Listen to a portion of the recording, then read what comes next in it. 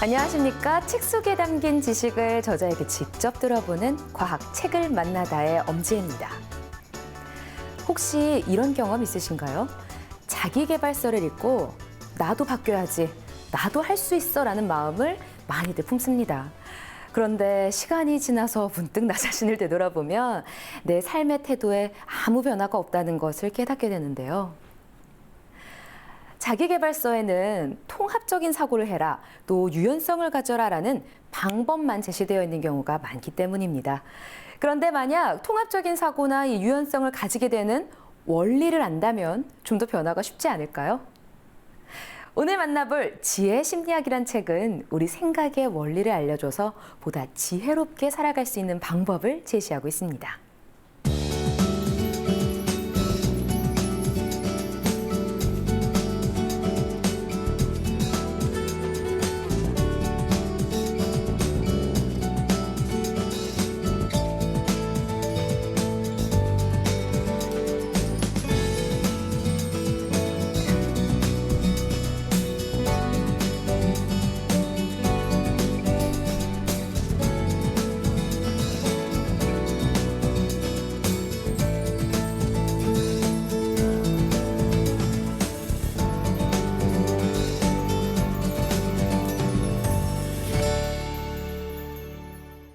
지혜의 정신, 즉 사물의 이치나 상황을 깨달을 수 있는 능력은 어떻게 하면 가질 수 있을까요? 먼저 인간의 생각이 어떤 원리로 작동되는지 안다면 그 능력을 키우기 수월할 겁니다. 이 책은 생각의 원리를 알려주고 있습니다. 먼저 무슨 일을 시작할 때 사람에게 작용하는 동기에 대해 말하고 있는데요. 영범과 지용, 두 친구 모두 열심히 공부를 하고 있다. 우열을 가릴 수 없을 만큼 둘 다 열심히 한다. 그런데 두 친구가 열심히 공부하는 이유는 조금 다르다. 영범은 부모님께 칭찬을 받기 위해서고 지웅은 부모님께 혼나지 않기 위해서다. 하지만 지금 이 순간 두 사람 모두 열심히 공부하는 현상은 동일하다. 그래서 우리는 착각의 함정에 빠지기 쉽다. 결과도 같을 거라고 믿는 것이다. 예로 든 두 명의 학생은 동기의 방향이 다른데요. 그러면 결과도 달라진다고 합니다. 하지만 결과는 매우 다르다. 영범은 좋은 성적을 받고 난 뒤 기쁨을 느낀다. 부모님께서 기뻐하시는 모습이 그려지기 때문이다. 지웅도 좋은 성적을 받았다. 어떤 기분일까? 기쁨일까? 아니다. 그보다는 안도감이다. 부모님의 꾸중을 피할 수 있기 때문이다. 두 명의 학생이 경험하는 마음의 세계는 매우 다릅니다. 일을 똑같이 열심히 하더라도 그 이유가 다르면 최종 결과를 통해 얻는 정서에서 큰 차이가 나는 걸 알 수 있는데요. 인간에게 무엇인가를 하게 만드는 동기는 크게 두 가지로 나뉜다고 합니다. 토리 히긴스는 인간의 동기를 접근과 회피 두 가지 차원으로 구분하여 설명한다. 접근 동기는 무언가 좋은 것을 얻기 위해 열심히 하게 하는 반면 회피 동기는 무언가 좋지 않은 것에서 벗어나거나 회피하기 위해 열심히 일하게끔 한다. 세상의 수많은 일들은 접근 동기로 해야 할 것과 회피 동기로 해야 할 것이 따로 존재한다고 합니다. 일을 시작할 때 이 접근 동기와 회피 동기를 잘 구분지어서 접근한다면 일의 효율성을 높일 수 있다고 하네요. 현재 하는 일의 결과가 나중에 나오는 것일수록 접근 동기가 더 중요하게 작용한다. 결과가 즉시 나오면 나올수록 회피 동기가 더 강력한 힘을 발휘한다. 다시 말하면 장기적인 관점으로 해야 할 일일수록 접근 동기에 호소해야 한다. 장기적인 관점으로 해야 할 일은 어떤 것이 있을까요? 아이들의 공부, 대학생이나 직장인의 창조적 프로젝트 등 지속적이고 끈기 있게 해나가야 하는 일들입니다. 그리고 이러한 일을 하기 위해서는 접근 동기에 호소하는 메시지가 필요한데요. 이를테면 나중에 성공하기 위해서 지금 이 일을 성공시켜야지 라는 메시지입니다. 그렇다면 회피 동기가 필요한 경우는 언제일까요? 지금 당장 해야 할 일들은 회피 동기에 호소하거나 사용할 필요가 있다. 특히 그 일 자체가 무언가 안 좋은 것을 피하는 것이라면 더더욱 그렇다. 창의적 아이디어는 어떻게 생성되는지에 대한 얘기도 해주고 있는데요. 창의적 아이디어를 위해서는 대상을 추상화시킬 수 있어야 한다고 합니다. 이때 추상적이라는 것은 여러 측면을 내포하지만 해당 분야에 필요한 구체적 전문 용어를 사용하지 않고 일반 용어를 사용해서 설명하는 것을 말합니다. 1970년대 필름 회사로 잘 알려진 코닥에서 있었던 일이다. 당시 이 회사의 연구진은 더 값싼 필름을 만들려고 연구 중이었다. 결코 새롭고 혁신적인 카메라를 개발하려던 것은 아니다. 필름을 구체적으로 말하면 빛에 노출되면 표면에 변화가 일어나 영상이 포착되는 화학물질이다. 이러한 정의에 의하면 고민의 초점은 화학물질이라는 분야 내에 한정된다. 당연히 필름을 대체하는 더 저렴한 화학물질은 찾기가 어려웠을 것이다. 그런데 어떤 연구원이 조금은 엉뚱하지만 추상적인 생각을 해봤다. 필름을 더 추상적인 수준에서 정의해본 것이다. 결국 필름이라는 것도 무언가를 담는 것이 아닐까? 모호하고 추상적이며 별 도움이 될 것 같지 않은 말장난처럼 보인다. 하지만 이제는 문제와 대상을 보는 관점이 확연히 달라진다. 그 정의에 포함된 담는 것에 포함될 수 있는 것이 훨씬 더 많아지기 때문이다. 필름에 대한 정의를 추상화함으로써 결국 최초의 디지털 카메라를 만들어냈다고 합니다. 아이디어를 만들어내는 시작 단계에서 추상적 사고가 얼마나 중요한 역할을 하는지를 다시금 알 수 있게 해주고 있습니다.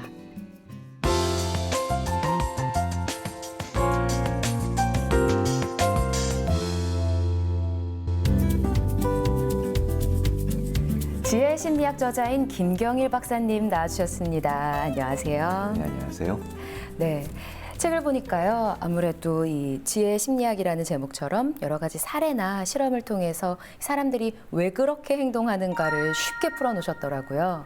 그래서 서두에 보니까 어떻게 행동하는 방법을 잘 받아들이려면 왜 그렇게 생각하는지를 알아야 한다고 하셨는데요. 이 동기에 대해서 좀 설명을 해주시죠. 이 세상에 수많은 그 책들과 사람들이 이렇게 얘기합니다. 이렇게 하고, 이렇게 해라. 그러니까 수많은 행동 강령들이 나오고 있죠. 그런데 사실은 이런 행동 강령들은 결과거든요. 네. 그렇기 때문에 우리가 여전히 이유나 원인을 모른 채 행동들을 합니다. 그런데 사실은 자동차도 고치려면 실제 작동 원리를 알아야 되죠. 그러니까 우리 생각의 작동 원리를 우리가 좀 알아야 되는데, 다시 말해서 그 왜 그런지를요. 그런데 그런 걸 얘기해 주는 경우가 별로 없기 때문에 한 사람의 심리학자로서 좀 사명감이라든가 아니면 의무감을 좀 느꼈다고 해야 될까요? 그래서 이 책을 집필하게 됐습니다. 아무래도 일반인에게 심리학을 편하게 또 쉽게 설명하려면 또 사례나 실험을 통해서 접근하는 게 좋을 것 같은데요. 네. 그러다 보니까 다양한 것들을 많이 넣으셨어요, 책에. 네. 그중에서 흥미로웠던 것이 이 두 줄 읽기 과제입니다. 네. 설명 좀 해주시죠. 천장에 이렇게 실처럼 굉장히 얇은 두 개의 줄이 매달려 있고요. 네. 이 방엔 아무것도 없습니다.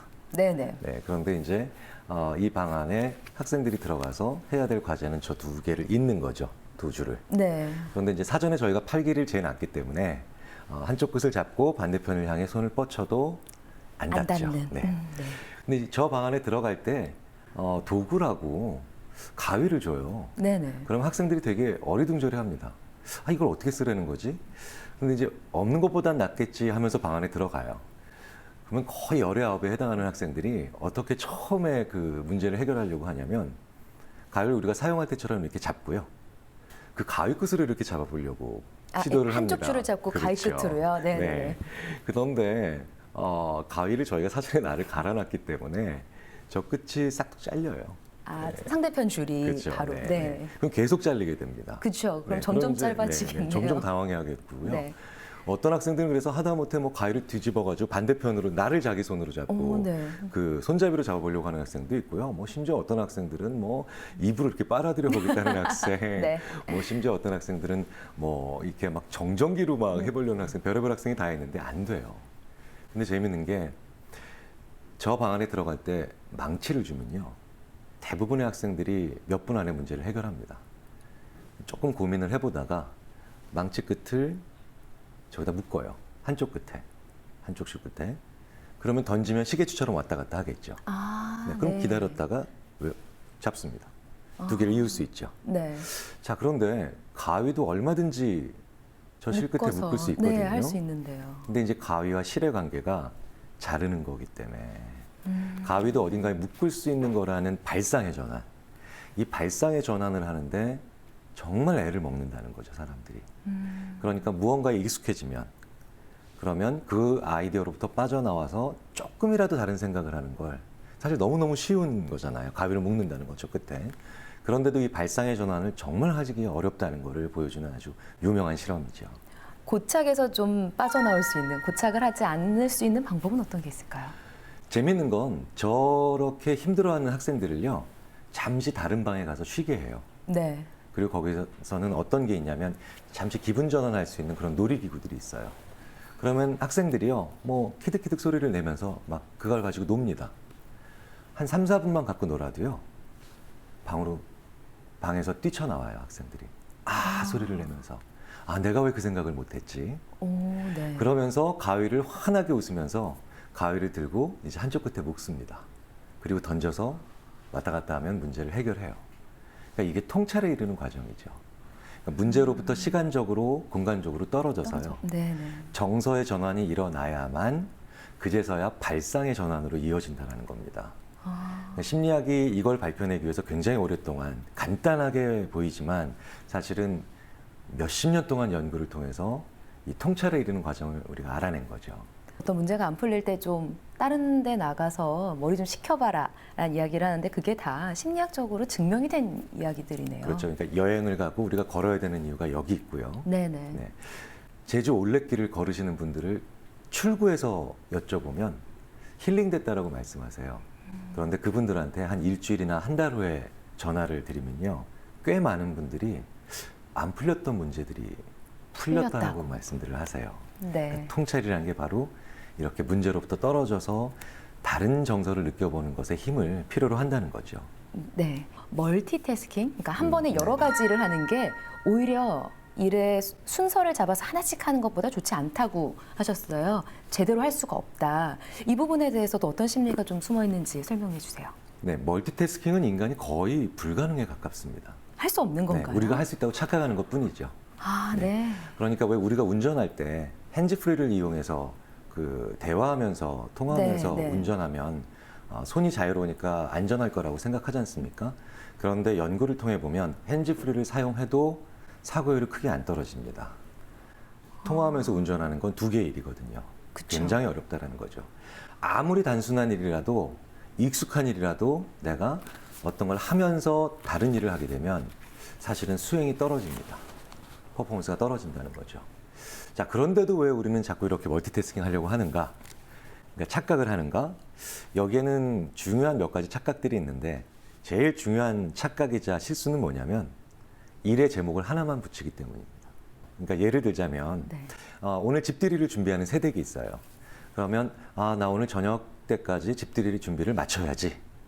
자, 이렇게 되면 갑자기 청소하고 있다가 음식하고 있고, 음식하고 있다가 뭐 전화하고 있고, 전화하고 있다가 뭐 어디 또 다른 일 하고 있고, 뭐 이렇게 굉장히 허둥지둥하게 됩니다. 자, 그러니까 우왕좌왕하다가 갑자기 그 시간이 다가오는 거죠. 네네. 그러면 내가 왜 이렇게 일을 못했지라고 자괴감을 가지기도 하고 힘들어하기도 하는데, 그런데 현명한 주부나 아니면 경험 있는 주부라면 이렇게 하겠죠. 자, 오늘 6시까지 집들이 준비를 마쳐야 된다. 자, 그럼 뭘 해야 되지? 라고 하면서 할 것들을 쭉 적어 내려가요. 네네. 그럼 제목이 하나가 아니라 뭐 여러 15개 가지가 혹은 되죠. 20개가 네. 되죠. 그러면 자연스럽게 적어 내려가는 과정에서 여러 개의 제목을 내가 순서를 정할 수 있고요. 그 다음에 순서를 정하게 되면 어떤 것들이 더 중요하고 어떤 것들은 나중에 해도 되는지에 대한 의미가 되고 또 묶이기도 합니다. 그러면 자연스럽게요, 사람이라는 게 이 제목이 다르니까 다른 것 취급을 해요.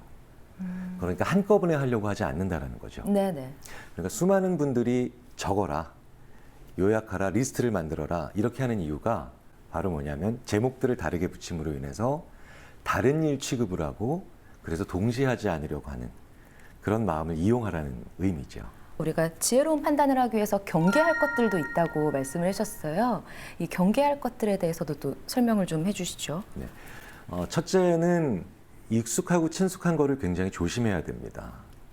실제로 운전을 하다가 자동차가 고장나서 멈췄으면요. 대부분의 운전자들이 자동차 본넷을 열어봐요. 그런데 사실은 할 수 있는 게 아무것도 없거든요. 그렇죠. 네. 그런데도 그걸 열어보고 사실 손만 더러워지는 상황을 만들어 네. 줍니다. 그럼 보다 못한 동승자들이 핀잔 주죠. 그거 고치지도 못할 거 왜 열었냐고. 이 자동차를 매일 봤거든요. 내 차니까. 익숙하다고 느끼는 그렇죠. 거군요. 그러니까 내가 알고 있다고 착각을 하는 겁니다. 그래서 우리가 어떤 것에 대해서 익숙하기만 하고 친숙하기만 하게 되면 그러면 내가 얼마나 알고 있나 혹은 모르고 있나를 판단하는 또 다른 눈이 있거든요. 네. 그걸 우리가 메타인지라 그럽니다. 네네. 이 메타인지가 내가 알고 있구나라고 착각을 하게 만듭니다. 인간이 하는 굉장히 많은 실수나 실패가 이것 때문이에요. 할 수 있다라고 덤벼들었는데 못하는 거죠, 실제로는. 근데 그게 대부분 어떤 경우냐면 내가 익숙하기만 할 때, 친숙하기만 할 때, 이럴 때 일어나는 그런 착각이고 그 다음에 오류입니다. 그러니까 우리가 비교라는 것도 굉장히 조심하게 접근해야 되는 것 중에 하나인 게 네. 이 비교라는 게 바로 뭐냐면 두 대상 간의 비교를 굉장히 우리가 잘할 수 있을 것 같다라고 그리고 집중할 수 있을 것 같다고 착각을 많이 합니다. 우리가 마트에서 이제 장을 볼 때 하나는 품질이 좋고 하나는 가격이 좀 싸요.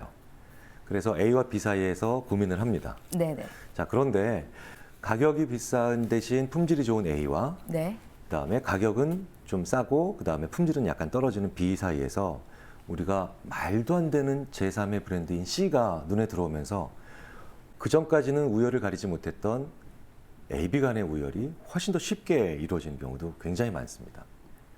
왜냐하면 이 C가 예를 들자면 A보다 품질은 형편없이 떨어지는데 어쨌든 가격은 좀 싸요.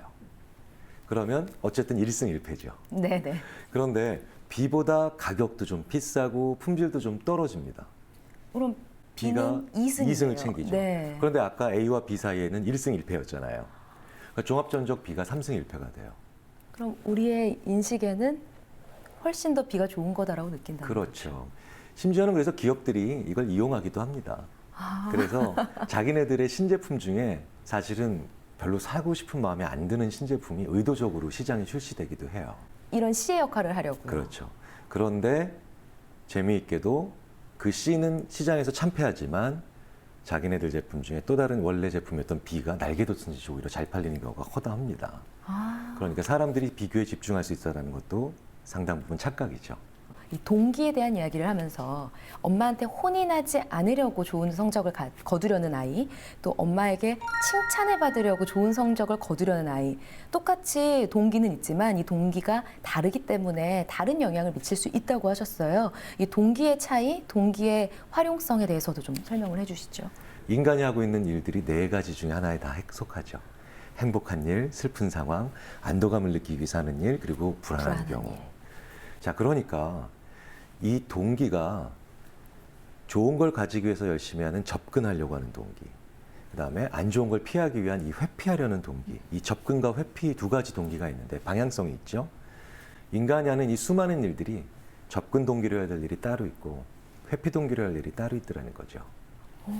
그런데 저희 심리학자들이 굉장히 많은 연구를 통해서 최근에 알아낸 게 바로 뭐냐면 그렇게 동기를 미스매치 시키면 열심히 해도 안 되더라는 겁니다. 그러니까 실패하는 중요한 또 다른 이유가 바로 여기 있다는 거죠. 네. 그런데 어떤 일을 그러면 접근 동기로 해야 되고 어떤 일을 회피 동기로 해야 되느냐. 네. 인간을 둘러싸고 있는 거의 모든 중요한 변인들과 상호작용하거든요. 첫 번째가 시간입니다. 지금 어떤 일을 열심히 하고 있잖아요. 네. 그런데 그 일의 결과가 나중에 일어나요. 네네. 먼 미래에. 네네. 장기적인 관점. 이건 접근 동기를 호소해야 됩니다. 길게 가야 될 그렇죠. 일은요. 네. 좋은 걸 가지기 위해서 해야 된다는 거죠. 네. 그런데 지금 당장 해야 되는 일들, 안 하면 안 되는 일들, 뭔가 안 좋은 걸 회피하는 목적이 더 강하겠죠. 이런 일들은 그걸 안 하면 내가 겪어야 될 피해를 분명하게 알고 있어야 된다는 거죠. 그러니까 회피 동기를 내가 가지고 있어야 된답니다. 그러니까 시간에 대한 관점에서 접근 동기로 해야 될 일, 회피 동기로 해야 될 일들을 우리가 잘 알아야 되고요. 또 우리 아이들한테도 2년 혹은 3년 혹은 심지어 6년 공부하는 거 대학교를 가기 위해서 정말 긴 시간이죠. 그렇죠. 그러니까 아이가 좋은 걸 가지기 위해서 대학을 가야 되지 네. 부모님을 실망시켜드리지 않기 위해서 선생님한테 혼나지 않기 위해서 이거는 오늘 하루 공부하는 힘을 낼 뿐 정말 긴 시간 몇 년 동안 공부하게 만든 에너지는 나오지 않는다는 거죠. 요즘 창의성 기르기가 대세입니다. 가장 네. 많이 관심을 가지고 있는 부분인데요. 이 부분에 대해서도 놀라운 이야기를 하셨어요. 창의적 생각 없는 것이 아니라 꺼내지 못하는 것이다. 그럼 이 창의성도 심리와 우리가 착각하고 있는 이 심리적인 어떤 문제와 관련이 있는 건가요? 우리가 다른 영역에 있는 지식을 가져다 쓸 수 있다라고 하면 내 머릿속에 어마어마한 솔루션들이 이미 다 존재하는 겁니다. 그런데 왜 못 가져다 쓰느냐? 영역이 다르니까요. 분야가 다르니까 안 가져다 쓰려고 한다는 거죠. 이걸 가져다 쓸 수 있게 만들려면 어떻게 해야 되느냐? 네. 은유라는 말 들어보셨나요? 네네네. 그쵸? 그럼요. 눈은 마음의 창. 은유법이죠. 네. 자, 그런데 눈이라는 개념을 이해하기 위해서 마음과 창이라는 개념을 가져다 썼잖아요. 셋 모두 아는 개념이지만 이 표현을 듣기 전까지는 이어지지 않았거든요. 그렇죠. 그러니까 멀리 있는 걸 가져다 쓰는 것으로 너무 좋은 연습이 바로 은유법을 자꾸 경험하는 겁니다. 아, 은유법이 많은 것이 어디냐면 시죠. 시. 그렇죠. 네. 시는 다 은유법을 사용하죠. 그런데 재밌는 건 훌륭한 과학자, 훌륭한 수학자, 훌륭한 발명가들의 어린 시절을 조사해 봤더니 은유법이 많이 들어간 시, 문학작품, 예술 이거 다 경험하더라는 거죠. 왜냐? 멀리 있는 걸 가져다 쓰는 게 이제 익숙해지니까 과학에서도 수학에서도 이 일에 있어서도 비즈니스도 마찬가지죠. 아, 내 머릿속에 있는 다른 지식을 잘 활용하는 습관이 너무 잘 돼 있더라는 겁니다. 그러니까 우리가 책을 읽어야 되는 이유도 굉장히 분명해지죠. 제 지혜 심리학에서도 이 점을 분명히 제가 말씀을 드리는 부분이 있었는데 이 책을 많이 읽은 사람들이 가지게 되는 능력 중에 중요한 것 하나가 바로 멀리 있는 것을 이어붙이는 유추 능력이 굉장히 강하게 발달을 합니다. 다시 말해서 우리 독서를 지식의 축적에 있다라고 말씀들을 하시잖아요. 그리고 또 다른 게 말하면 정서의 함양으로 네. 많이 말씀들을 하시잖아요. 그런데 독서의 진정한 의미는 이 두 가지도 분명히 있겠지만 지식의 재구성을 하는 감수성이 발달되면서 기존에 내가 가졌던 지식들을 완전히 다른 각도로 보게 만드는 이 역할들을 해줍니다. 이게 엄청난 힘을 우리가 발휘하게 되고요. 새로운 생각을 우리가 만드는 게 아니라 새로운 생각을 우리가 머릿속에서 꺼내서 재구성하는 우리가 그 능력들을 독서를 통해서 우리 가지게 되는 거죠. 오늘 어떠셨는지 모르겠습니다. 저는 지금까지 제가 왜 그렇게 생각하고 왜 그렇게 행동했는지 이 박사님 말씀을 들으면서 무릎을 탁 치게 되더라고요. 자, 김경일 박사님 모시고요. 이 생각의 작동 원리들을 살펴보면서 우리가 좀 더 지혜롭게, 좀 더 잘 생각할 수 있는 방법들을 알아봤습니다. 생각의 원리를 매 순간 활용해서 이 지혜로운 판단과 창의적인 아이디어를 많이 낼 수 있는데 도움이 되셨기를 바랍니다. 나와주셔서 감사합니다. 네, 감사합니다.